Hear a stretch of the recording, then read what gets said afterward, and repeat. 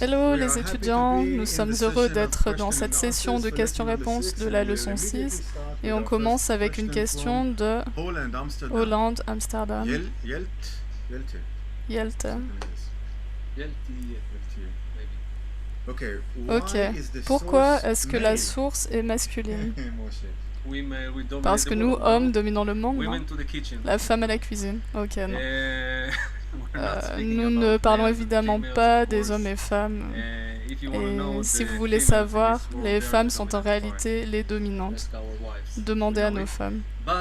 Mais si nous faisons référence à la réalité spirituelle, nous ne parlons pas de masculin, féminin comme dans ce monde, nous parlons de qualité.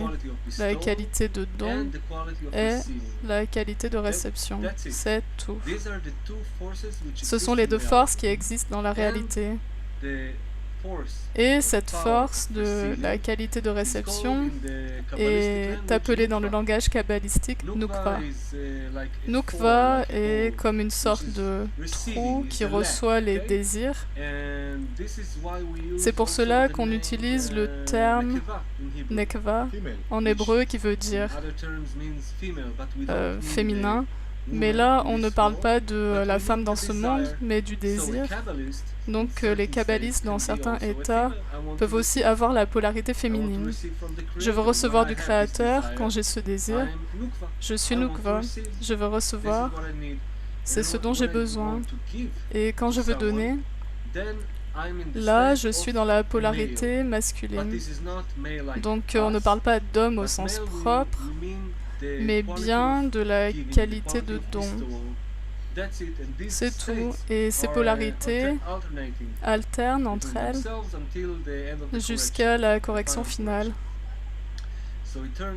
Et à propos de la femme, quand elle atteint la spiritualité, peut incarner plusieurs états de polarité masculine parce qu'elle donne, peu importe son genre.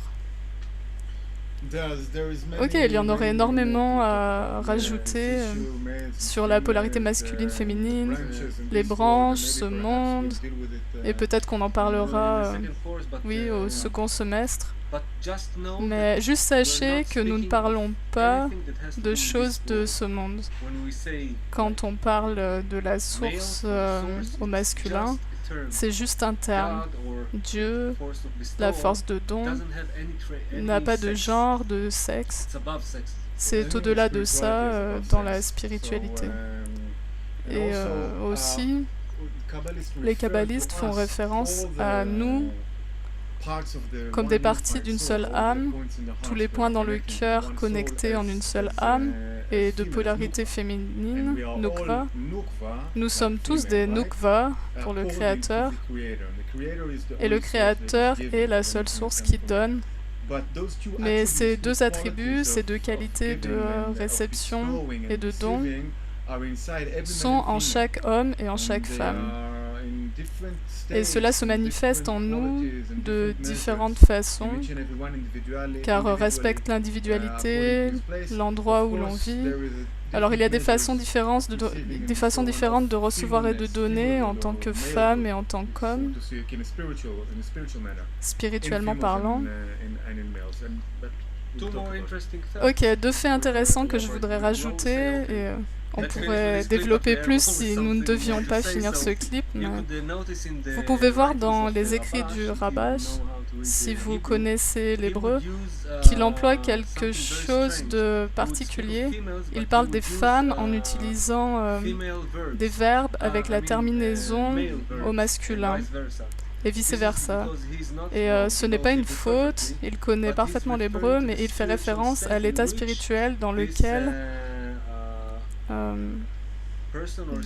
il est. Ou vous pouvez voir dans la Bible, dans l'original, plusieurs histoires à propos des hommes et des femmes, et ce sont les différents états de correction par lesquels ils passent. Ok. Je crois que nous avons fait le tour du sujet. Et je crois que nous avons aussi répondu à la deuxième question très similaire. Yalcin Dolan. Pourquoi Dieu s'identifie comme entité masculine? À propos, dans le livre des kabbalistes, ils font aussi référence à Dieu, à Boré, au Créateur, en tant que polarité féminine, utilisant At, toi, référence à At, c'est Malchut, qui est un mot féminin en hébreu, mais ça fait aussi référence à ce que moi je veux percevoir de lui. Question suivante, Roberto, d'Italie. Je n'arrive pas à comprendre la relation entre la bonté du Créateur, qui existe et qu'on ressent, et tout le mal qui s'est produit dans l'histoire de l'humanité. Bien, bien, bien. Si tu ne peux pas comprendre cela, faire une connexion entre ce que tu ressens, ce que tu reçois à présent et comprends ou perçois comme bonté du Créateur, et tout le mal qui se passe ou qui s'est passé dans l'histoire, cela veut dire que tu as toujours du chemin à faire. Parce que, comme on a dit dans la leçon précédente et celle d'avant,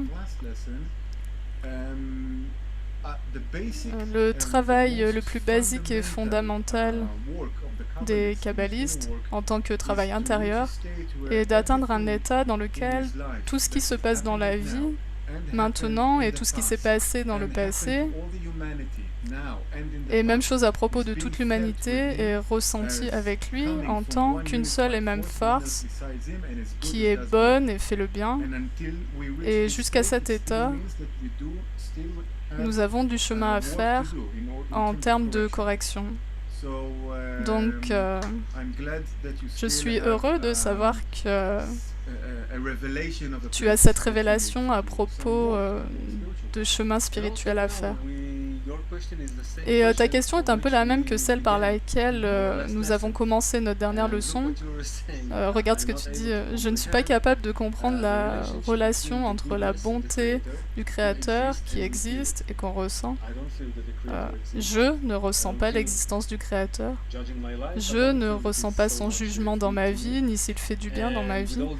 Et avec tout le mal qui s'est passé dans l'histoire de l'humanité, pas que, là, maintenant, autour de nous, à chaque instant, quelque chose de mal se passe. Rabash a même dit à Rav Lightman, si tu veux trouver, en Italie c'est l'euro, je veux trouver un euro dans ma poche, et j'ai un euro dans ma poche, donc je mets ma main dans ma poche pour le prendre, et quand je la ressors, je vois que j'ai 2 euros. Suis-je satisfait? Oui, bien sûr. Mais non, c'est une parade au désir de recevoir. J'attendais de trouver quelque chose et je trouve quelque chose d'autre. C'est une parade. Chaque jour, il nous arrive ce genre de parade au désir de recevoir. Et pourquoi? Parce qu'il faut qu'on sorte de ce schéma et de créer en nous le réel et unique besoin de révéler le Créateur à travers notre unité. C'est le seul but pour lequel ce monde a été créé. C'est tout. Mais nous devons le révéler. Et jusqu'à ce point, nous allons tourner en rond, comme dans l'histoire de l'humanité, qui cherche toutes les possibilités pour obtenir du plaisir, sauf celle qu'il faudrait trouver, celle de s'accrocher à cette connexion entre nous, afin de révéler la source de la vie. Une petite chose à rajouter, et cela jusqu'au dernier tikkun, la dernière correction finale. Donc, ce que tu as dit était la bonté du Créateur qui existe et on le ressent. Le Créateur n'existe que dans la relation entre nous. Et si tu ressens la connexion entre nous, au sens de tout le monde autour de nous et dans le monde entier, en tant que bonté ultime, seulement là, tu peux parler du Créateur parce que c'est son attribut. Et naturellement, ce n'est pas ton état d'existence. Et j'aimerais bien pouvoir rajouter quelque chose aussi.